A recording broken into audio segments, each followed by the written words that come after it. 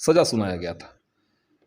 आरोप था रेप का, हत्या का और गैंग। आप लाल किला से देश को संबोधित करते हुए कह रहे हैं नारी सम्मान, लेकिन ये जो गुजरात में जिस तरीके से बिल्किस बानो के साथ किया जा रहा है, ये निश्चित तौर से पूरी दुनिया के अंदर भारत की से थू-थू हो रही है कि भाजपा की सरकार है वहाँ, और भाजपा के अंदर कहा जाए तो एक पत्ता भी प्रधानमंत्री नरेंद्र मोदी या फिर गृह मंत्री अमित शाह के को कॉन्फिडेंस में लिए बगैर नहीं। असल में बीजेपी इस देश के भीतर हर दिन संविधान का एक पन्ना। आज आप देखिए बिल्किस बानो के मामले में लगभग मेन स्ट्रीम की जो मीडिया है वहाँ सन्नाटा है।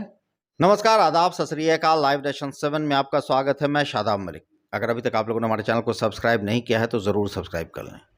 बिल्किस बानो के मामले में 2022 15 अगस्त को सरकार ने उन सारे आरोपियों को जो उम्र कैद की सज़ा काट रहे थे बिल्किस बानो के गैंगरेप के मामले में, उन्हें सरकार ने 15 अगस्त के दिन बरी कर दिया।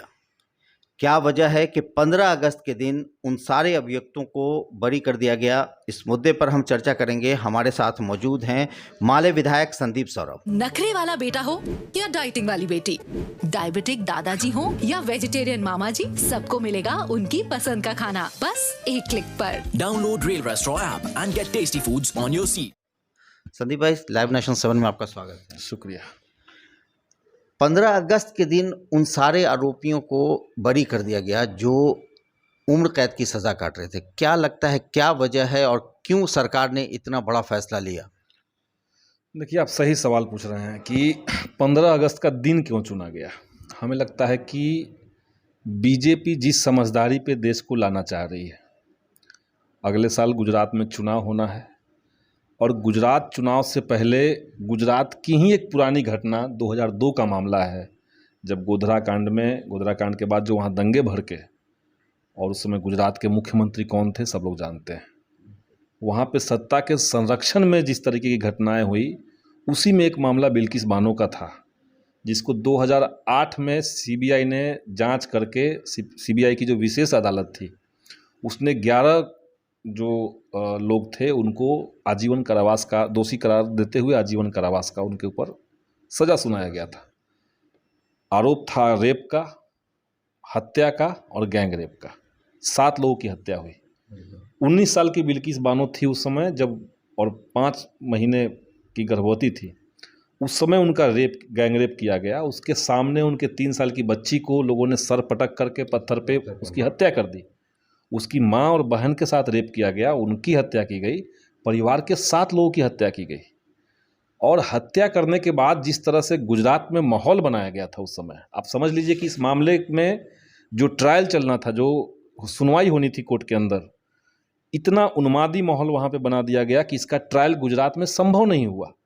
मामले को शिफ्ट करना पड़ा महाराष्ट्र, तो इसका ट्रायल चला महाराष्ट्र में। अब अचानक से 15 अगस्त के दिन, जिस दिन तथाकथित रूप से देश को कहा जा रहा है कि आप अमृतकाल में प्रवेश कर गए, सब जगह पे नफरत का जहर बोया जा रहा है और कहा जा रहा है कि आप अमृतकाल में अपने आप को महसूस कीजिए। उस दिन जब देश में 75वें आज़ादी दिवस के मौके पर देश के प्रधानमंत्री जो हैं वो लाल किला पर चढ़ करके नारी सम्मान की बात कह रहे हैं, ठीक उसी दिन गुजरात सरकार ने ये फैसला लिया कि हम इन 11 लोगों को बरी करेंगे। मर्सी के आधार पर उनको हमने दया करके उनको हमने छोड़ दिया। अब सवाल ये है, रिमिशन जिसको कहते हैं, अब सवाल ये है कि कोई स्टेट क्या दया करके ऐसे बलात्कारियों और हत्यारों को छोड़ेगी? और न सिर्फ छोड़ा गया बल्कि बाहर निकलने के बाद उनका सम्मान किया गया, माला पहनाया गया, उनको मिठाइयाँ खिलाई गई, उनका पैर छू करके आशीर्वाद लिया गया। सीधे सीधे बीजेपी जो है वो गुजरात में, चूंकि अगले साल चुनाव होना है, वो गुजरात में एक मैसेज देना चाहती है कि इसी तरीके से अगर मुस्लिम महिलाओं का हत्या होगा, बलात्कार होगा, स्टेट है, सत्ता है, हम हैं आपको बचाने के लिए। मतलब सरकार संरक्षण देने का साफ तौर से सरकार संरक्षण दे रही है और सारे उसूलों को, सारे नियम कानून की धज्जियां उड़ा रही है।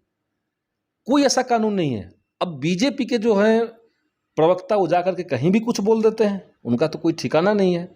और देश के प्रधानमंत्री मुंह नहीं खोल रहे हैं इस पे। आप जब कह रहे हैं कि महिलाओं की सुरक्षा की बात, आप लाल किला से देश को संबोधित करते हुए कह रहे हैं नारी सम्मान की बात, और उसी समय एक महिला जो इतने लंबे संघर्ष के बाद जिसको लगा कि हमको न्याय थोड़ा सा मिला, आप उससे अचानक से सब कुछ छीन ले रहे हैं। वो जबकि ये 11 भी- लोग जब बीच में आते थे तब दहशत का माहौल होता था इनके भीतर।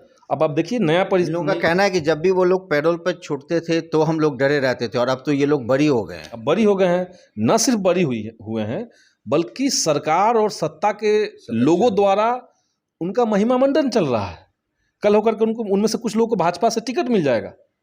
तो ये जो देश को जिस तरीके से जहां पे ले जाना चाहती है बीजेपी, ये तो हम लोग बहुत शुरुआत से देख रहे हैं। नखरे वाला बेटा हो या डाइटिंग वाली बेटी, डायबिटिक दादाजी हो या वेजिटेरियन मामा जी, सबको मिलेगा उनकी पसंद का खाना बस एक क्लिक पर। Download Rail Restaurant app and get tasty foods on your seat. Kathua में क्या हुआ, एक मुस्लिम नाबालिग 4 साल की बच्ची के साथ वहां पे क्या किया गया, उसको बचाने के लिए किस तरीके से वहां बीजेपी के सांसद उतर गए तिरंगा रैली में। उन्नाव में क्या हुआ। तो महिलाओं को लेकर के बीजेपी का जो नजरिया है वो कोई नया नहीं है, लेकिन ये जो गुजरात में जिस तरीके से बिल्किस बानो के साथ किया जा रहा है, ये निश्चित तौर से पूरी दुनिया के अंदर भारत की से थू-थू हो रही है। और हम तो ये कह रहे हैं कि सरकार जो भी तर्क दे रहा है, बीजेपी गुजरात के अंदर जो भी बात कह रहा है, वो लोग कह रहे हैं कि हमको सुप्रीम कोर्ट ने कहा कि आप इस पर फैसला ले लीजिए और आप बरी कर दीजिए। सरासर गलत है। सुप्रीम कोर्ट ने ये नहीं कहा कि आप इस पर फैसला लेकर के इनको बरी कर दीजिए। सुप्रीम कोर्ट ने कहा कि 3 महीने के अंदर, इन लोगों ने चूंकि माफ़ी के लिए सजा से बेल देने के लिए अपील किया, तो 3 महीने के अंदर इस केस को डिस्पोज कीजिए, इस झंझट को खत्म कीजिए। आप इनको कह दीजिए कि नहीं मिल सकता है, क्योंकि पहले से देश में कानून है। अब ये लोग कभी कह रहे हैं कि 1992 का कोई एक कानून है जिनसे राज्य सरकार को ये अधिकार मिला हुआ है, गुजरात सरकार को। सरासर गलत है। 8 मई 2013 को गुजरात में वहाँ की सरकार ने एक आदेश जारी करके, एक ऑर्डर जारी करके 1992 के कानून को ख़त्म कर दिया था। जब आपने 13 में उस कानून को ख़त्म कर दिया, जो कानून अब एग्जिस्ट ही नहीं कर रहा है, उसके बुनियाद पे आप किसी हत्यारे को, किसी बलात्कारी को, गैंग रेपिस्ट करने वाले लोगों को, गैंग रेप करने वाले लोगों को आप बरी कर देंगे, वही 15 अगस्त के दिन। ये कोई देश के लिए कोई महान काम करने वाले लोग थोड़ी थे। और ये भी तय है कि भाजपा की सरकार है वहाँ, और भाजपा के अंदर कहा जाए तो एक पत्ता भी प्रधानमंत्री नरेंद्र मोदी या फिर गृह मंत्री अमित शाह के को कॉन्फिडेंस में लिए बगैर नहीं हो सकता है। निश्चित तौर से हम तो कह रहे हैं कि ये लोग ऊपर से इनका मामला है, लेकिन ये लोग मोदी सरकार कहे कि हमसे पूछ के किया गया, केंद्र से अनुमति ली गई है। सब लोग जानते हैं कि इस देश के भीतर एक कानून है, जो कानून ये कह रहा है कि किसी भी मसले में अगर जांच करने वाली कोई केंद्रीय एजेंसी है, तो उसके फैसले को बदलने के लिए, उसमें कोई चेंज करने के लिए राज्य सरकार का अधिकार नहीं है। सीबीआई तो केंद्रीय जांच एजेंसी है। तो सीबीआई ने जब उसको सजा दी आजीवन कारावास, तो राज्य सरकार कौन होता है अपनी मर्जी से इस फैसला लेने वाला? केंद्र से उनको पूछना पड़ेगा। ये देश में पहले भी प्रैक्टिस हुआ ये कानून। राजीव गांधी की जो हत्या जिन लोगों ने की, उनको जब तमिलनाडु की तत्काल उस समय की जो सरकार थी, जब उनको छोड़ दिया गया दया के आधार पे, तो सुप्रीम कोर्ट ने कहा कि नहीं, आप छोड़ ही नहीं सकते हैं, आपके पावर में ही नहीं है। तो गुजरात में मामला क्यों नहीं हो रहा है? असल में बीजेपी इस देश के भीतर हर दिन संविधान का एक पन्ना फाड़ रही है। संविधान के एक एक पन्ने को ये लोग ख़त्म करना चाहते हैं, और इसीलिए हम तो कह रहे हैं, ये लोग मैसेज देना चाहते हैं गुजरात के भीतर कि अगले चुनाव को और ज़्यादा हम सांप्रदायिक करके, उन्माद के आधार पर हिंदुओं के भीतर ये कॉन्फिडेंस डाल दें कि आप कुछ भी कर लो, आप बच जाओगे। भाजपा के नेता क्या बोल रहे हैं कि सारे लोग संस्कारी हैं, ब्राह्मण थे इसलिए संस्कारी हैं। आप किस तरह का देश बनाना चाहते हैं? क्या आप बलात्कार पीड़िता की जाति और धर्म देकर के तय करेंगे कि उनको इंसाफ मिले या ना मिले? जो रेप करने वाले लोग हैं उनका आप जाति और धर्म देखेंगे? यहाँ तक हम लोग की स्थिति आ गई है। तो इन लोग का मकसद है देश को बर्बाद करना, और हम सब लोगों ने तय कर लिया है, और बिहार ने तो मैसेज दे दिया है कि इस तरह से बलात्कारियों और हत्यारों के जो संरक्षक हैं, जो इस देश से संविधान को ख़त्म करके यहाँ मनुस्मृति लाना चाहते हैं, इनको देश अब बर्दाश्त करने नहीं जा रहा है। 2024 में हर चीज़ का हिसाब होगा। हम तो सीधे सीधे प्रधानमंत्री मोदी से मांग कर रहे हैं, आप ये कहिए कि आपने अनुमति गुजरात सरकार को दी थी या नहीं दी थी। अगर आपने नहीं दी थी और गुजरात सरकार ने ये फैसला लिया है, तो आप उस सरकार को सस्पेंड कीजिए, उन पर कार्रवाई कीजिए। और अगर आपने अनुमति दी थी, तो आप दोबारा से लाल किला पर चढ़िए और देश से माफ़ी मांगिए। हाँ, सही कि ये और इतनी बड़ी बात। उन हत्यारों को, उन बलात्कारियों को तत्काल जेल में डाला जाए। इस तरीके से आप समाज के भीतर महिलाओं के लिए असुरक्षा का भाव नहीं पैदा कर सकते हैं। ये सिर्फ बिल्किस बानो का मामला नहीं है। उसको देख करके समाज में जितनी भी महिलाएं संघर्ष कर रही हैं जस्टिस के लिए, उनके साथ अगर गलत हुआ है, उनके साथ अगर यौन हिंसा की घटनाएं हुई हैं, उनके साथ अगर रेप की घटनाएं हुई हैं, तो जो लोग लड़ रहे हैं उन सबका हौसला पस्त होगा इस तरीके से, अगर स्टेट इस तरह से बेशर्मी के साथ हत्यारों और बलात्कारियों को बचाने लगे तो इसलिए तो मांग बहुत महत्वपूर्ण है। और हमको तो कभी कभी लगता है कि मेन स्ट्रीम मीडिया इसमें क्यों नहीं उतना लग पा रही है। हम लोग 2012 में जब छात्र नेता थे, हमने देखा था कि उस समय निर्भया के मामले में कितना बड़ा आंदोलन हुआ था। मीडिया उस समय गोदी मीडिया नहीं थी। तो मीडिया को तो ऐसे भी अब कहा जा रहा है कि मेन स्ट्रीम मीडिया गोदी मीडिया होती चली जा रही है। वही बात है। हम तो 2012 में देख रहे थे उस समय मीडिया की भूमिका क्या थी, सरकार की भूमिका क्या थी, आंदोलनकारियों की भूमिका क्या थी। आज आप देखिए बिल्किस बानो के मामले में लगभग मेन स्ट्रीम की जो मीडिया है वहाँ सन्नाटा है। कई सारे नेताओं ने हिम्मत छोड़ दिया है, वो लोग बोलना तक बंद कर दिए हैं। लेकिन इसको लेकर के अभी समझिए कि सब जगह मोटा मोटी आंदोलन हो रहा है। जनता है जो है वो सड़क पे है। अभी दिल्ली में सारे संगठनों ने मिलकर के आंदोलन किया। विधानसभा के भीतर भाकपा माले के जितने विधायक दल के नेता हमारे हैं, जितने विधायक दल के हमारे साथी हैं, सब लोगों ने, हम लोग विधानसभा के अंदर आंदोलन किया इस मुद्दे पे। तो मतलब भाकपा माले लगातार इस मुद्दे को उठाएगी। बिल्कुल, हम लोग तो उठा ही रहे हैं। विधानसभा में हम लोग उठाएं, सड़क पर हम लोग उतर करके पटना में 2 दिन पहले उठाए, हम खुद उसमें भागीदारी किए हैं। कल हमने पालीगंज में किया है इस पे आंदोलन। तो हम लोग तो उठाएंगे, लेकिन सवाल है कि जनता भी ये समझे कि ये आज बिल्किस बानो के साथ हो रहा है। आप ऐसा मत समझिए कि गुजरात में एक मुस्लिम महिला के साथ सिर्फ हो रहा है।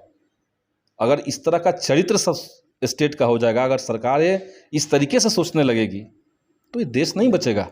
ये किसी के साथ भी हो सकता है, किसी के साथ भी हो सकता है। और अगर हम चुप रहें तो आप समझ लीजिए कि हमारा समाज सड़ रहा है।